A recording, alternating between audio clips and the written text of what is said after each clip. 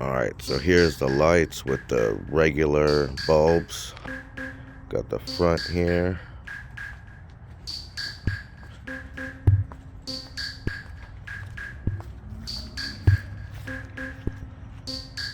And here's the back. Alright, we got one of the turn signal lights in so far. The front switchback. It was kind of a pain in the ass to install. I had to remove the intake pipe and pull out half the intake box to get my hand in there. The other side looks like I'm gonna have to remove the battery, or maybe I could slide it over enough, but we'll see right now, and we'll get the other one installed. Alright, now we're working on the other side here.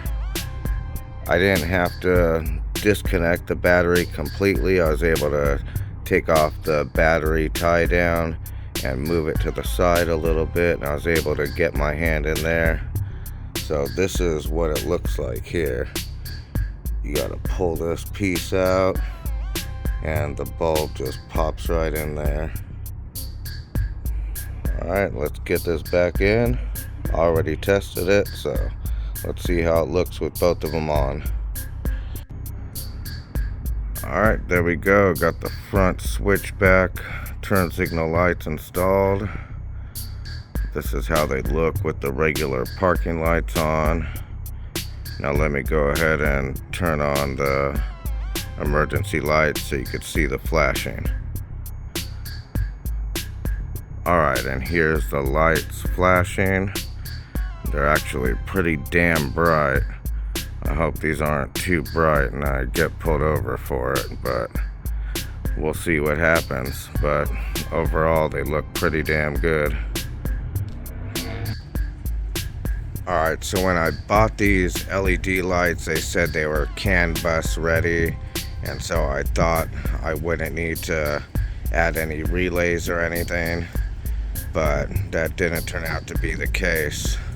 So I ended up getting the vleds resistor kit, and I'll show you guys that in just a second. Let me go ahead and show you the rear LED lights.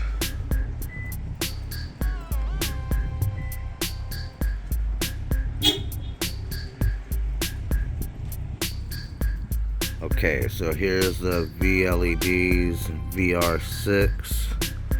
I wanted to go with this one because it was more heavy duty. It had really good reviews, and they seem to be working pretty good. It's been a couple months so far. On this side, I just slapped it on right there. This one is kind of uglier.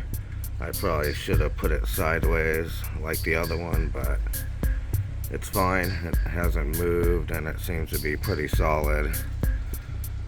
So anyways, the next few clips I'm going to be talking about the wires and how it's set up and how to find the right wires to tap into. And that's also going to be followed by some still shots showing how I actually tapped them in.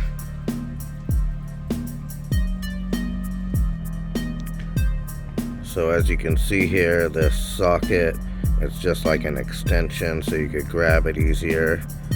This piece pulls out from here, and this piece slides in there.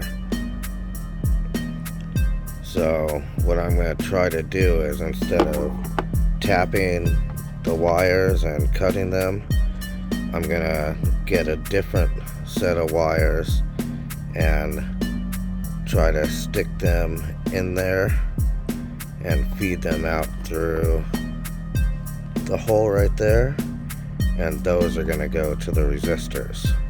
That way I don't have to splice the wires. So we'll see how that works out in just a minute. Alright, so we're testing for our flasher wires here. Looks like brown is going to be the ground and yellow is the power for the flasher.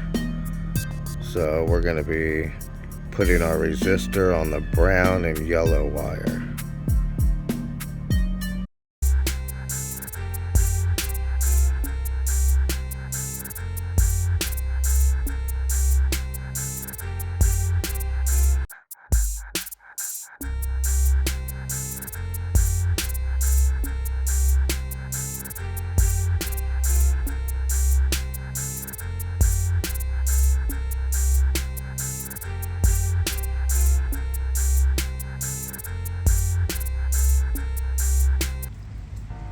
Yeah, so that's about it for this video. Hope you guys liked it. Like and subscribe. I'm gonna leave a link to all the stuff I used in the description down there. And thanks again for watching. See you next time. Peace.